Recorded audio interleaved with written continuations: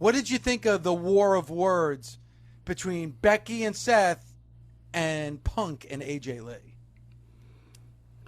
I thought it was good. Period. Nothing About special. no, no. I was not floored or wowed or blown away. And I remember a couple of weeks ago saying that I was really looking forward to the first time that these four would be in the ring on the mics, and it was good. Good to me is, at the very least, it should be good. I actually was thinking of you during the segment because you said something last week that I thought was interesting, and I thought they were going in that direction. And you mentioned about the little bit of bickering between Seth and Becky, and we saw it again last night where, Seth said, "Hey, I'm not going to put my hands on a woman, but I have somebody that will." And then Becky's like, "Oh wait, you talking about me?" And I was like, "Oh, this is good because this is going to plant the seed going into that match where there could be." But then they took it, and this happens with the WWE from time to time, when they take it to a level they shouldn't take it to, where it becomes so obvious the direction that they're going in that it makes the baby faces look stupid. And I thought last night was an example of that. They made it so obvious. Like Seth and Becky made it so obvious that they were trying to trap AJ and Punk.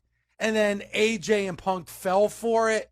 And then, you have the baby faces looking a little dizzy. And I think last night was definitely an example of that. When you say so obvious, would another choice of words or another way to describe it be it was so over the top? Yes. Yes. It was over the top. But that's what pro wrestling is supposed to be. And if it's too over the top, we can always reel it back in.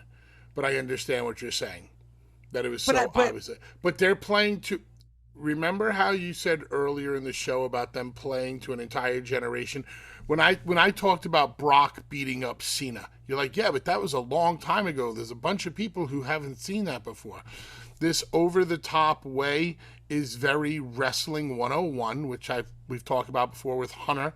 And yes, it is very obvious, and they want it to be very easily understandable for the newer audience. And I think that was a case of it last night, because it could have been where if they would have ended it where Becky was like looking around saying like, wait, you talking? Like if they would have just ended it that way, then we got into the match on Saturday saying like, is Becky and Seth like, all right?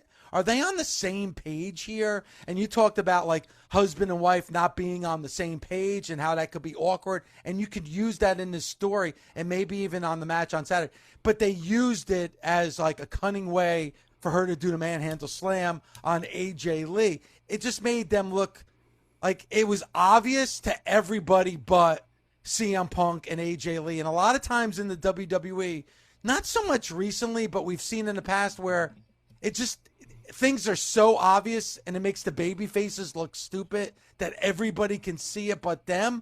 I thought last night was definitely an example of that. And cunning is an interesting word. It definitely was a cunning stunt. And I think it got the job done. It was good. I liked that they put their toe in the water of Becky mentioning that AJ had to work on some mental issues, but then from there transition to her physical issues and the neck. Like, I would have loved to have seen some more self-doubt on AJ's face. Like, when she brought up the neck, like, oh, your neck injury. Like, almost remind AJ that there was that neck injury. Like, sometimes when we have injuries, we rehab the injury and then we like to forget about the fact that the injury is there. We don't want to hyper focus on the injury because then it makes us do weird things in the ring to try to avoid the injury, and you wind up re-injuring. So you try to never talk about it, never think about it again. I would have liked to have seen Becky go a little deeper into the neck issues. I would have liked to have seen a little bit more self-doubt. I would have liked to have seen AJ look down or maybe look at Punk in a little bit more concern. There was something, I can't put my finger on it. There was something about the promo that was a little off last night. And if I had to say who was off, I'd say AJ. AJ felt like the odd one in the ring last night. Agree? Disagree? I didn't see it that way. I kind of looked at it a couple of different ways. And I'm not saying you're wrong. If you saw that, I mean, there's probably people out there that are listening that agree with you. I thought it just like the Cena promo where Cena was playing to the house and not the audience, or it was playing to the house and not the audience watching at home. Right. I felt like the same way with that promo last night. Like it felt like they got caught up on the reaction from the crowd, that they were playing to the crowd and not necessarily staying on track to keep to the story for the audience at home. Like I felt playing like playing to the crowd is almost, I mean, that's, well, in Vince McMahon's WWE, that's illegal. Mm-hmm. But you're never supposed to play to the crowd. But it felt like they were last night. Like they felt like they were playing and reacting to everything that the crowd was reacting to in the ring last night. The other thing is like, I guess to kind of give AJ more mic time, Punk kind of laid out. Punk obviously laid out a lot.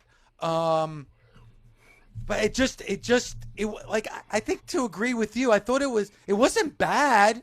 It was good. But with those four players, you're at least going to get good. You're not going to get bad. I hate that term. And I recently thought about this. I don't know if I spoke to this much. I hate the term, it wasn't bad. Like, the term "it wasn't bad" is, to me, such a, it's so condescending. It's just such a, it's not polite. It was, how was it? It wasn't bad. Well, were you expecting it to be bad? Did you go in thinking this was going to be bad, and now you're happy that it wasn't bad? I would much prefer to go with, it was good. And if anything below good to me is not acceptable. So when you're saying it wasn't bad, did you expect it to be bad? No, I was probably expecting more. I was expecting it to be great. It definitely was. It definitely was not great. I thought it went on a little bit too long. Do you think AJ Lee comes off as serious as everybody else in the ring? Here's the thing. I don't think anybody's coming off serious. I think probably the most serious one was probably Becky. And I think it's safe to say that Becky's doing some of the best work on the microphone that she has in her entire career. What we saw her do with Lyra and now what she's doing here in this story with AJ. I think the only one that has really been serious about this has been Becky Lynch. Like, I think AJ Lee, and rightfully so, is getting her footing. Like, this is only her second appearance doing this since coming back in over 10 years. And maybe they relied a little bit too much on AJ last night because, this is somebody that hasn't been doing this in over a decade. I don't get seriousness from Punk, and I'm certainly not getting it from Seth. I would imagine that last night's segment did not make you want to see this match any more or any less, though. I thought what I saw from Becky and AJ last week sold me on this match. That's what sold me on the match. What I saw last night was, again, like I felt like it was almost at a house show where they're playing it to the in-house crowd and not necessarily the audience watching at home. And listen, I will say this about the WWE right now, and this is something that we weren't saying 5 or 6 years ago, Bully. The WWE audiences are hot. They have been on fire. Remember, we used to have the discussions about, man, AEW's audiences are on fire, but the WWE, like, they're sitting on their hands. They're not reacting. We don't see people jumping to their feet. Like, That is not the case with the WWE. Their audiences, and I think this is because the audience is skewing younger right now. These audiences are on fire for the WWE, and I think the performers in the ring aren't used to that, so they're actually playing to the crowd more than they ever had in the past. I don't know if I agree with that last segment. I just know that the WWE is the hottest ticket in town right now when it comes to pro wrestling. I believe people are showing up ready to have a great time. No, but remember, Bully, you used to say about the Raw audience, like we used to come on the air on a Tuesday, man, that crowd was dead. And you would be like making like, hey, they had school, they had work, you know, they gotta rush, they gotta get there, like they're tired. I would use that across the board. Last night, remember, Raw was on an hour earlier, which I'm sure has to do an hour of people's lives on a Monday or a weeknight, a school night, a work night. I'm sure it has something to do with it. And when Raw was 3 hours long, it's hard. Especially like in certain towns, like we used to talk about at Pittsburgh or the Midwest, where the hardworking people up at the crack of dawn, and families and chores and schoolwork and dinner and 3 hours of Monday Night Raw, getting to the show and parking and getting in a 3-hour show and then going home. Last night was a lot easier. That crowd was very hot last night. That crowd was ready to go last night. But I also think the WWE is riding this tremendous wave of perception with everything that is going on within the company, that this is the hottest ticket in town. This is where you want to be. This is the shows that you want to be at. I mean, if you look at, remember about, we used to have the perception conversation about AEW, like those first couple of years, those AEW crowds, I was like, holy shit. If I'm sitting at home and I'm watching the first 2 years of AEW on TV, I'm like, I want to be in that crowd. And I'll go back to the word that I have always used when it came to AEW, which is fun. That place looks like fun. If that show comes to my town, I want to be sitting in that crowd watching that show because that looks like fun. Well, the companies have now role reversed. I'm not saying that an AEW crowd is not hot, but if you're a person sitting at home and you're watching the WWE play to sold out big arenas every week on a Raw or a SmackDown, and then for the past 6 weeks you tune into Collision or Dynamite and you see them in the bingo hall in front of 900 people, what message does that send to the people at home? When it comes to the WWE, and your point about AEW, like the WWE, like we would make excuses about the crowds for the WWE. You know what? When something is hot and something is in and something is cool, you don't have to make excuses anymore. And I do really feel, Bully, what you said is right about the full houses.